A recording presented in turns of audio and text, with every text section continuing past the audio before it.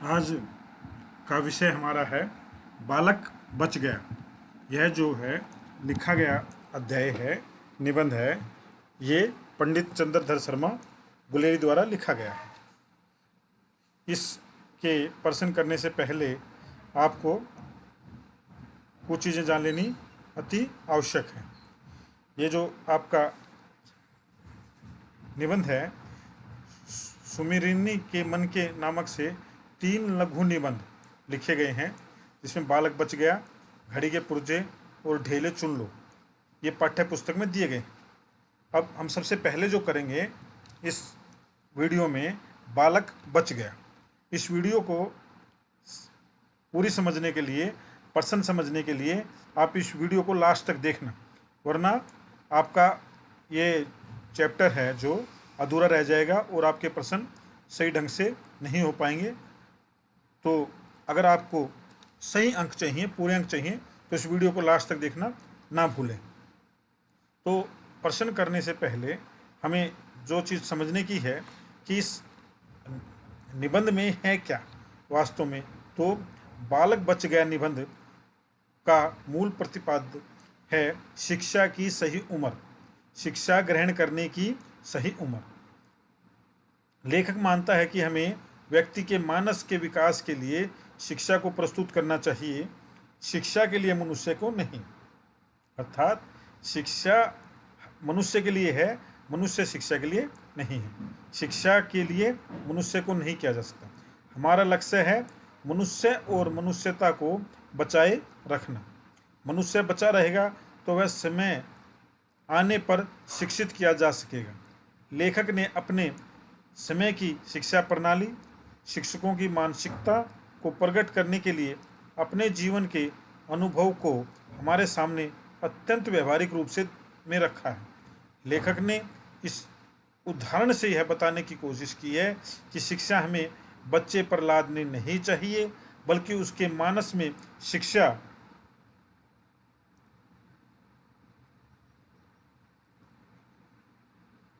की रुचि पैदा करने वाले बीज डाले जाएं।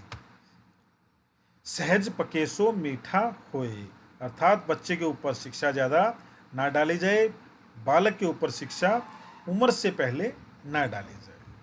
तो ये आपका क्लियर हो गया कि बच्चे की शिक्षा ग्रहण करने की सही उम्र क्या होनी चाहिए। तो इनके प्रश्नों को देखते हैं। पहला प्रश्न उसी से संबंधित है, बालक से उसकी उम्र और योग्यता से ऊपर के कौन कौन से प्रश्न पूछे गए। जो इस निबंध में प्रश्न पूछे गए तो वो देखिए क्या क्या पूछे गए। बालक से जितने भी प्रश्न पूछे गए वे सभी प्रश्न उसकी उम्र और योग्यता के से ऊपर के थे, जैसे धर्म के लक्षण, रसों के नाम तथा उनके उदाहरण, पानी के 4 डिग्री के नीचे ठंड फैलाने के बाद भी मछलियाँ कैसे जिंदा रहती हैं, तथा चंद्र ग्रहण होने का वैज्ञानिक इत्यादि प्रश्न उसकी उम्र की तुलना में बहुत अधिक गंभीर थे। ये जो बातें उनसे पूछी गई ये उसकी उम्र से ज़्यादा थी। प्रश्न 2 में जो आपसे पूछा गया, बालक ने क्यों कहा कि या वह जन्म लोक सेवा करूँगा, अर्थात मैं पूरे जीवन जन्म भर लोक सेवा ही करता रहूँगा। बालक ने ऐसा इसलिए कहा क्योंकि उसके पिता ने उसे इस प्रकार का उत्तर रटा रखा था। यह उत्तर जो था बच्चे का स्वयं न होकर के उसके माँ बाप ने उसको रटवा दिया था कि जब कोई आपसे पूछे क्या करना है तो आपको कहना कि मैं तो पूरे जन्म ही या जन्म या जीवन भर सेवा ही करता रहूँगा।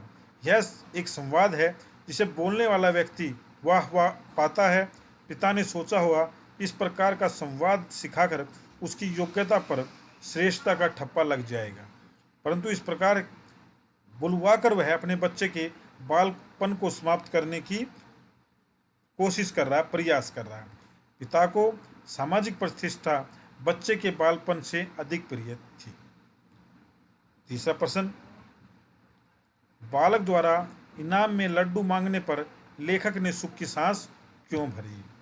क्या हुआ, बच्चों को सभी प्रश्न रटवाए गए थे, लेकिन एक प्रश्न नहीं रटवाया गया था। क्या था वो?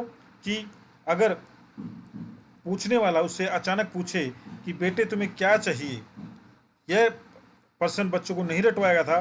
तो इसलिए जो बच्चे ने अपनी उम्र के अनुसार ही उसका उत्तर दिया। देखिए क्या उत्तर देता बच्चा।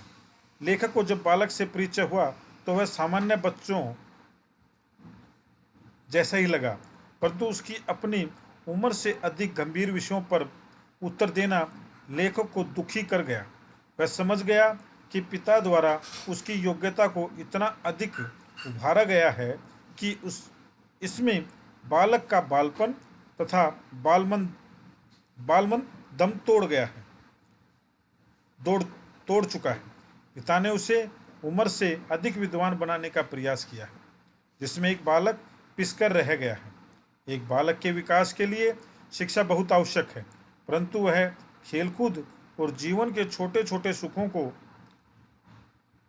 छोड़कर उसी में घुल जाए, स्थिति बच्चों और समाज के लिए सुखकारी नहीं है। इस तरह हम उसका बचपन समाप्त कर रहे हैं। लेखक के अनुसार पिता तथा उसके साथ बैठे लोग इस प्रयास में सफल भी हो गए थे, परंतु जब इनाम में बच्चे ने लड्डू मांगा तो लेखक ने सुख की सांस भरी। एक बालक के लिए यह स्वाभाविक बात थी। उसे यही मांगना चाहिए था और उसने मांगा भी।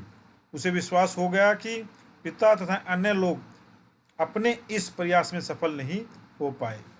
बालक के अंदर विद्यमान उसका बचपन जिंदा है। वह अब भी अपनी उम्र से आगे नहीं निकला है। यह स्थिति देखकर यह स्थिति लेखक के लिए अत्यंत सुखदायी थी। जब बच्चे ने अपनी उम्र के अनुसार लड्डू मांगा तो लेखक बहुत ही खुश हुए। अब आपका प्रश्न 4 है, जो बालक की प्रवृत्तियों का गला घोटना अनुचित है। पाठ में ऐसा आभास किन स्थलों पर होता है, किन स्थानों पर होता है कि उसकी प्रवृत्तियों का गला घोटा जाता है? सभा में बालक से बड़ों द्वारा बहुत ही गंभीर विषयों पर प्रश्न पूछे जाते हैं। बालक उन प्रश्नों का उत्तर देता है। बालक के हाव भाव तथा व्यवहार से पता चलता है कि बालक की प्रवृत्तियों का गला घोटना अनुचित है। निम्नलिखित स्त्रों पर यह पता चलता है कि बालक की प्रवृत्तियों का गला घोटना अनुचित है। नंबर 1, जब 8 वर्ष के बच्चे की उम्र क्या थी? 8 वर्ष, और उससे बड़े बड़े प्रश्न रटवा दिए गए थे। जब 8 वर्ष के बालक को नुमाइश के लिए श्रीमान हादी के सम्मुख ले जाया गया। नंबर 2, जब बालक को सभी लोग घेर कर ऐसे प्रश्नों के उत्तर पूछते हैं तो उसकी उम्र के बालकों के लिए समझना ही कठिन है। नंबर 3, बालक इस प्रकार के प्रश्नों का उत्तर सुनकर असहज हो जाता था। वह प्रश्नों का उत्तर देते हुए आंखों में नहीं झांकता, बल्कि जमीन पर नजरें गड़ाए रहता है। उसका चेहरा पीला हो गया है और आंखें भय के मारे सफेद पड़ गई हैं। उसके चेहरे पर कृत्रिम और स्वाभाविक भाव आते हैं, जो इस बात का प्रमाण है कि वह स्वयं से लड़ रहा है।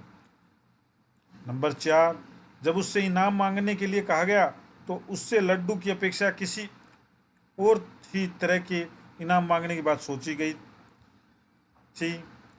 जब उसने बाल प्रवृत्ति के अनुरूप इनाम मांगा तो सभी बड़ों की आंखें बुझ गई। जिन्होंने उसको उत्तर रटवा रखे थे तो उनकी अपेक्षाओं के अनुसार उसने कार्य नहीं किया, क्योंकि जितने ज्ञान की बातें बच्चा कर रहा था उनकी आशा थी कि बच्चा कोई बड़ा ग्रंथ मांगेगा या कोई बहुत ही अच्छी पुस्तक मांगेगा, जिससे उसका लगे कि बच्चे ने ज्ञान की बात की है। लेकिन 8 वर्ष का बच्चा जब इनाम में कोई चीज़ पूछी जाएगी तुम्हें इनाम में क्या चीज़ चाहिए, तो उसने लड्डू मांगे, जिससे लेखक तो खुश हुआ, लेकिन जिन्होंने उसको उत्तर रटवा रखे थे उनकी अपेक्षा के अनुसार कार्य नहीं हुआ। हालांकि उसने बिल्कुल ठीक उत्तर दिया कि मुझे लड्डू चाहिए, इसलिए लेखकों के अनुसार कार्य नहीं हुआ और सभी की बड़ों की आंखें बुझ गई। प्रश्न 5, बालक बच गया। उसके बचने की आशा है, क्योंकि वह लड्डू की पुकार जीवित वृक्ष के हरे पत्तों का मधुर मरमर था। मरे काठ की अलमारी की सिर दुखाने वाली खड़खड़ाहट नहीं। इस कथन के आधार पर बालक की स्वाभाविक प्रवृत्तियों का उल्लेख करना है। अब देखिए, इसमें बीच में ये पंक्तियाँ आई हैं, जो पंक्तियों को उठा कर के यहाँ पर लिखा गया है और इनसे इनके अर्थ पूछे गए हैं। छोटे बालक की स्वाभाविक प्रवृत्तियाँ होती हैं कि वह जिद करे, अन्य बच्चों के साथ खेले, ऐसे प्रश्न पूछे जो उसकी समझ से परे हों, खाने पीने की वस्तुओं के प्रति आकर्षित और लालायित हो, रंगों से प्रेम करे, हरदम उछले कूदे, अपने सम्मुख आने वाली हर वस्तु के प्रति जिज्ञासु हो, शरारतें करे इत्यादि। ये एक साधारण बालक की स्वाभाविक प्रवृत्तियाँ होती हैं और यदि ये प्रवृत्तियाँ न हों तो चिंताजनक स्थिति मानी जाती है। वह उसके जीवन का आरंभिक समय है। पाठ में लेखक ने जिस बालक का उल्लेख किया है, पिता ने उसकी इन प्रवृत्तियों को अपनी उच्च आकांक्षा के नीचे दबा दिया है। बालक की उम्र 8 वर्ष की थी। उसके अंदर अभी इतनी समझ विकसित नहीं हुई थी कि गंभीर विषयों को समझे। पिता द्वारा उसे यह सब रटवाया गया था। उसे इन सब बातों को रटवाने के लिए पिता ने बच्चे के बालमन को कितनी चोटें पहुंचाई थी, यह सोचनीय है। उनके इस प्रयास में बालक की बाल प्रवृत्तियों का ह्रास हो रहा है, अवश्य हुआ होगा, परंतु उसका लड्डू मांगना इस ओर संकेत करता है कि अब भी कहीं उसमें बाल सुलभ प्रवृत्तियां विद्यमान थी, जो उसे और उस बच्चे के समान ही बनाती थी। लेखक को विश्वास था कि अब भी बालक बचा हुआ है और प्रयास किया जाए तो उसे उसके स्वाभाविक रूप में रखा जा सकता है। लेखक का यह कथन इसी ओर संकेत करता है। नेक्स्ट देखिए, इसमें जो आपके प्रश्न हैं, यही आपके 6 प्रश्न आपसे पूछे गए हैं। तो आपके इस चैप्टर के सभी इम्पोर्टेंट ऑल क्वेश्चंस हमारे समाप्त हो गए हैं। बालक बच गया से संबंधित जो भी आपकी डाउट्स रह गए हैं, अगर आपको और भी कुछ चीज़ जानकारी चाहिए तो आप हमारे कमेंट बॉक्स में लिख करके पूछ सकते हैं। धन्यवाद।